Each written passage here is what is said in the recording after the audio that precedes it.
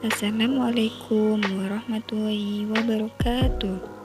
Halo adik-adik, apa kabar kalian semua? Semoga kita selalu dalam lindungan Allah Subhanahu wa Ta'ala. Pertama-tama, perkenalkan, saya Siti Quraisin dari jurusan Tadris Biologi Universitas Islam Negeri Sayyid Ali Rahmatullah, Tulungagung.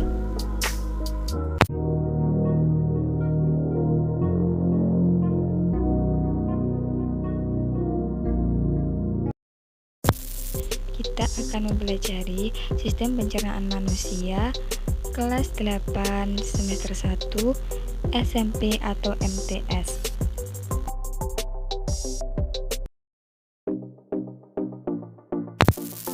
Sebelum kita membahas materi kali ini lebih lanjut, alangkah baiknya kita dapat mengetahui tujuan pembelajaran yang akan kita lakukan, yaitu setelah mempelajari materi pelajaran ini, siswa diharapkan dapat pertama menjelaskan struktur dan fungsi sistem pencernaan manusia, yang kedua membandingkan proses pencernaan secara mekanis dan kimiawi, yang ketiga siswa dapat menjelaskan proses pencernaan makanan yang terjadi di mulut, lambung, usus halus, dan usus besar. Yang keempat, yaitu siswa diharapkan dapat mengetahui gangguan pada sistem pencernaan manusia.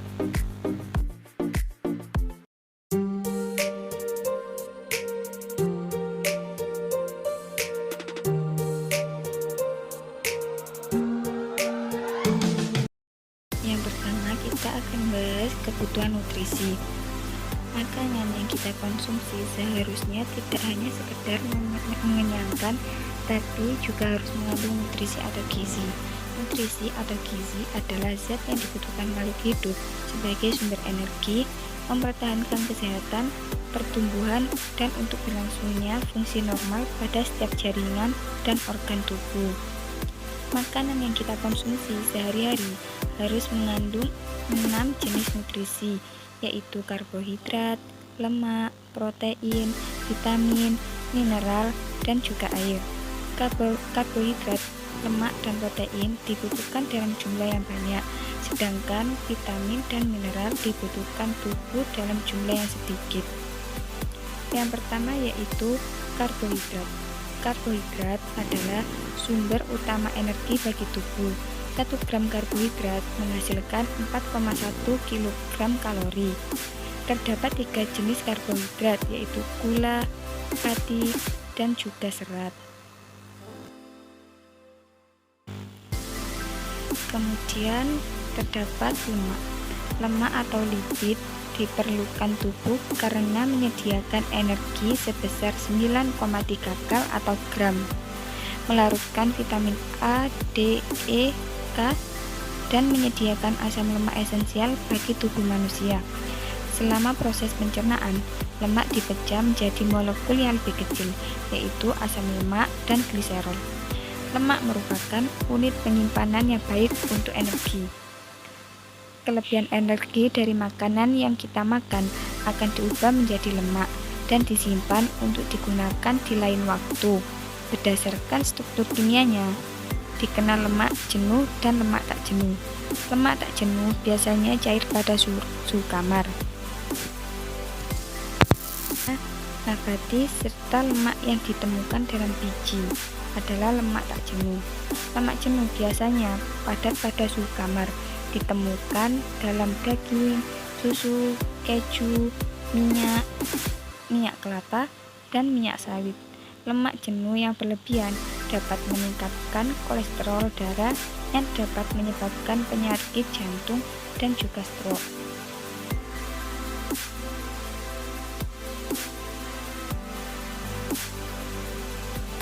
Kemudian yang selanjutnya yaitu protein.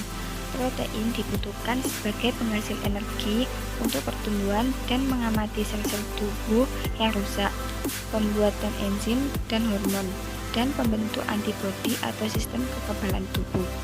Protein sendiri merupakan molekul besar yang terdiri atas sejumlah asam amino.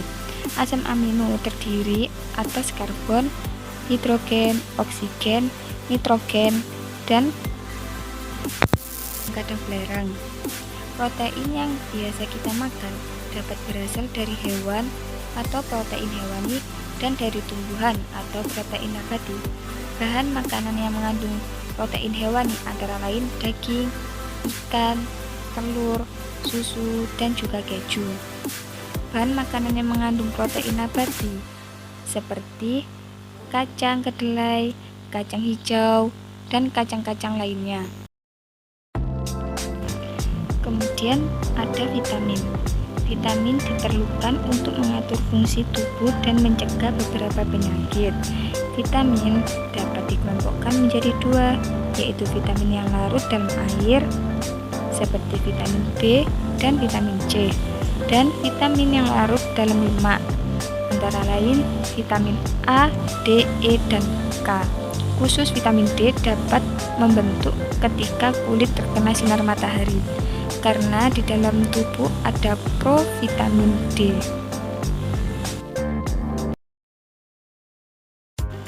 Kemudian ada juga mineral. Dalam tubuh memerlukan sekitar 14 jenis mineral, diantaranya seperti kalsium, fosfor, kalium, natrium, besi, iodium, dan juga seng. Mineral merupakan nutrisi yang sedikit mengandung atom karbon. Satu jenis makanan yang kita konsumsi ternyata dapat mengandung lebih dari satu jenis zat gizi.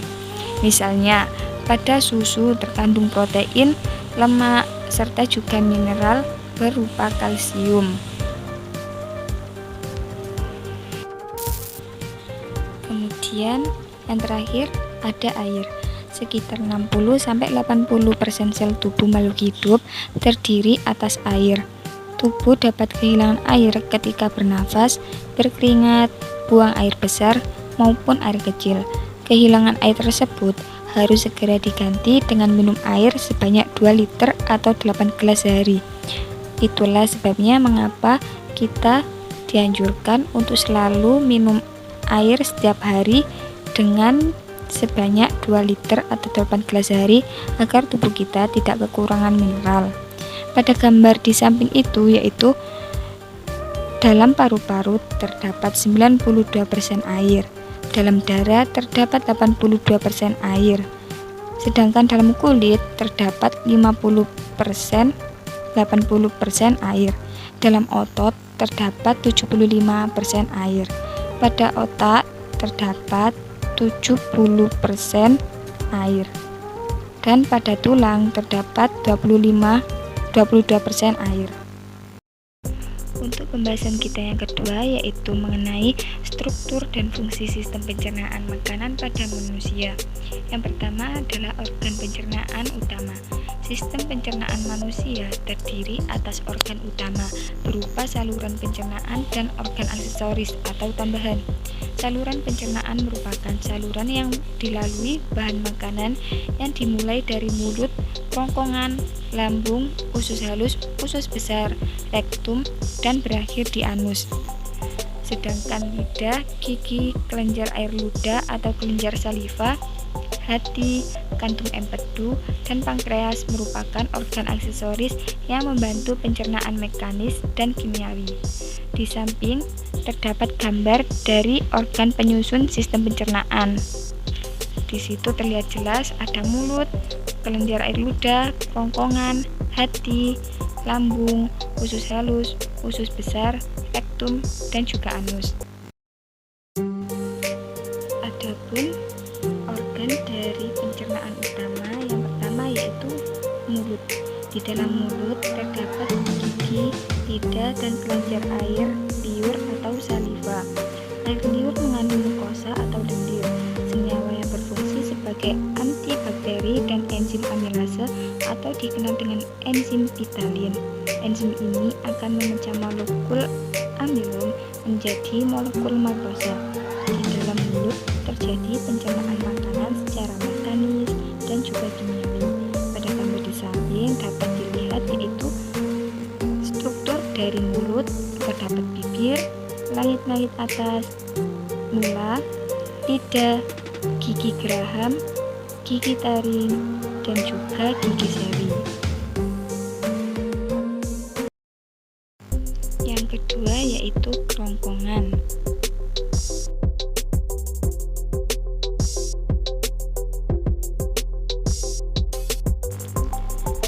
Setelah melalui rongga mulut, makanan yang berbentuk bolus akan masuk ke dalam tekak atau faring.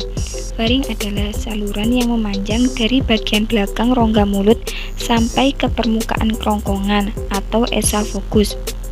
Pada pangkal faring terdapat katup pernafasan yang disebut epiglotis. Epiglotis ini berfungsi untuk menutup ujung saluran pernapasan atau laring agar saat kita makan tidak masuk ke saluran pernafasan setelah melalui faring. Bolus menuju ke esofagus atau kerongkongan. Otot kerongkongan berkontraksi sehingga menimbulkan gerakan meremas yang mendorong bolus ke dalam lambung. Gerakan otot kerongkongan ini disebut dengan gerakan peristaltik. Kemudian terdapat lambung. Setelah dari esofagus, makanan masuk ke lambung. Di dalam lambung terjadi pencernaan mekanis dan kimiawi. Secara mekanis, otot lambung berkontraksi mengaduk-aduk bolus. Secara kimiawi, bolus tercampur dengan getah lambung. Getah lambung mengandung asam klorida atau HCl, enzim pepsin, dan enzim renin. Di samping dapat dilihat dari struktur lambung, yaitu terdapat lambung, rongga lambung, usus 12 jari, dan katup, atau disebut dengan esfinger.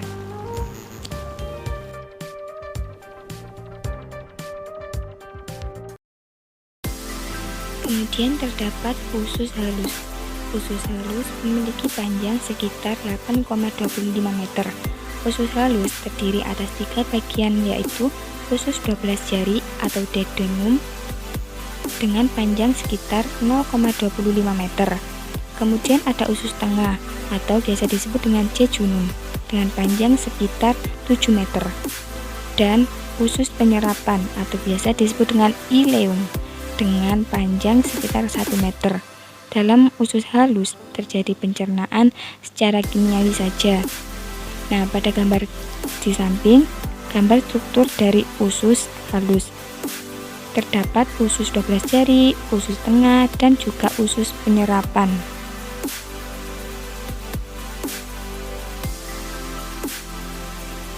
Kemudian terdapat usus besar.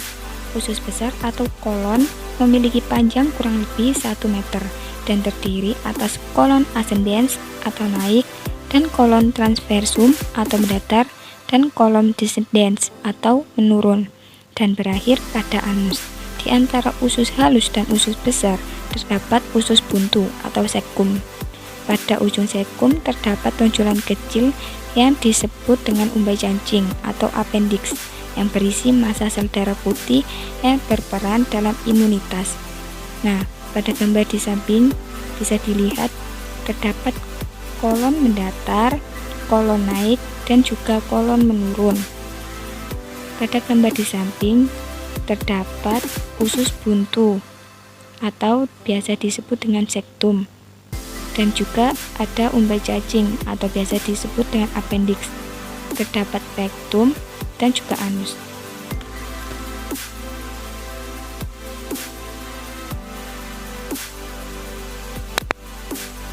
Kemudian yang kedua yaitu organ pencernaan tambahan. Terdapat hati, kantung empedu, dan juga pankreas. Yang pertama yaitu hati. Hati merupakan kelenjar terbesar dalam tubuh, berada pada bagian rongga perut sebelah kanan di bawah diafragma. Hati berperan dalam proses detoksifikasi. Ketika dalam darah terkandung beberapa zat yang berbahaya dan bersifat racun, maka hati akan menetralisir racun tersebut sehingga tidak berbahaya bagi tubuh. Yang kedua yaitu kantung empedu. Kantung empedu merupakan organ yang berada di bawah hati. Kantung ini menyimpan getah empedu yang dihasilkan oleh hati. Getah empedu berwarna kuning kehijauan karena mengandung pigmen bilirubin. Bilirubin merupakan pigmen yang terbentuk dari pemecahan hemoglobin. Kemudian yang terakhir yaitu pankreas. Pankreas merupakan organ yang berada di balik perut di belakang lambung. Sel-sel pada pankreas akan menghasilkan cairan pankreas yang akan masuk ke dalam duodenum melalui saluran pankreas. Getah pankreas mengandung sodium bikarbonat atau NaHCO3 dan enzim-enzim pencernaan yang berperan dalam pemecahan karbohidrat, protein, dan juga lemak.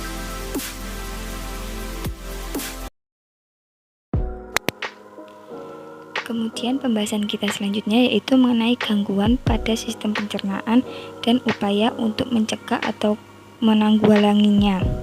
Yang pertama yaitu ada obesitas. Bisa dilihat pada gambar 1 yaitu gambar orang yang mengalami obesitas.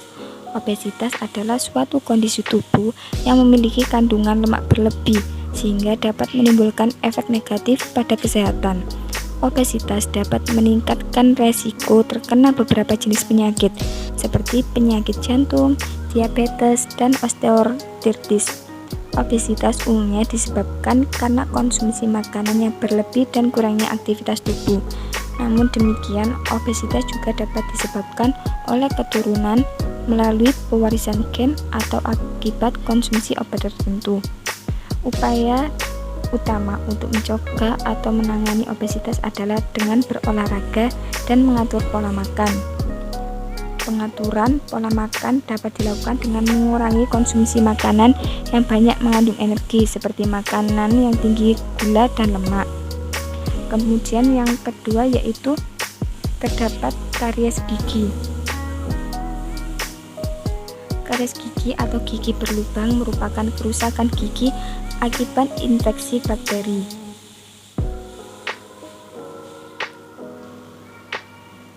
Yang merusak lapisan gigi sehingga merusak struktur gigi. Nah, pada gambar tersebut dapat dilihat gambar nomor 2 yaitu gambar dari karies gigi. Pada umumnya penyakit gigi dan mulut disebabkan oleh kurangnya menjaga kebersihan mulut. Oleh karena itu, upaya pencegahan yang dapat kita lakukan adalah dengan memperhatikan kebersihan gigi, menyikat gigi minimal 2 kali sehari, membersihkan gigi dengan menggunakan benang gigi, obat kumur, atau berkumur dengan larutan garam dan air hangat, sehingga dapat membantu mengurangi plak pada gigi. Serta pemeriksaan gigi secara teratur dapat mengurangi perkembangan bakteri yang menyebabkan terjadinya penyakit pada mulut dan juga gigi. Selain itu, kita juga harus mengurangi makan makanan manis seperti permen, minuman bersoda, atau makanan manis lainnya agar jumlah plak yang menempel pada gigi berkurang. Kita juga dapat berkumur dengan air sebanyak makan setelah banyak makan makanan manis.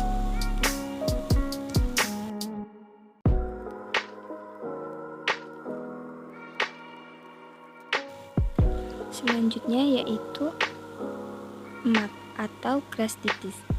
MAC merupakan penyakit yang menyebabkan terjadinya peradangan atau iritasi pada lapisan lambung.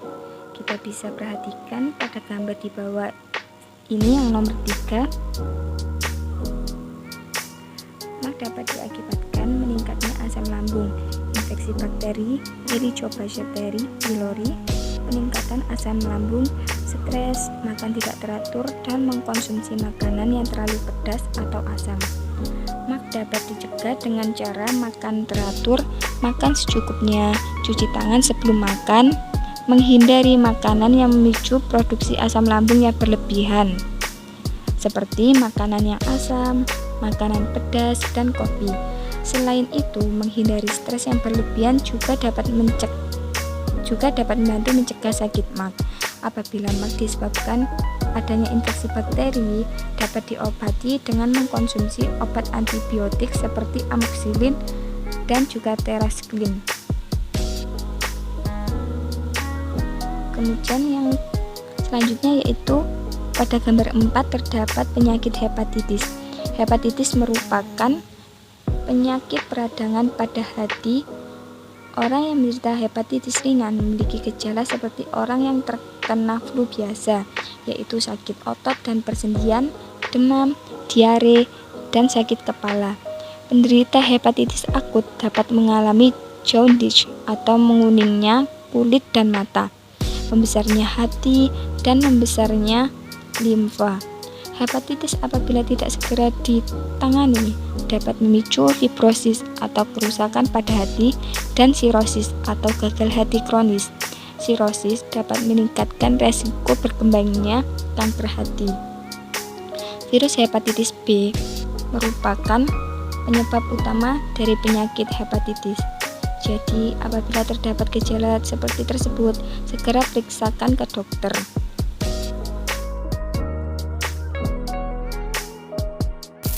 Nah, itu tadi materi mengenai sistem pencernaan. Apabila ada salah kata, saya mohon maaf, dan cukup sekian materi yang dapat saya sampaikan. Kurang lebihnya saya mohon maaf. Assalamualaikum warahmatullahi wabarakatuh.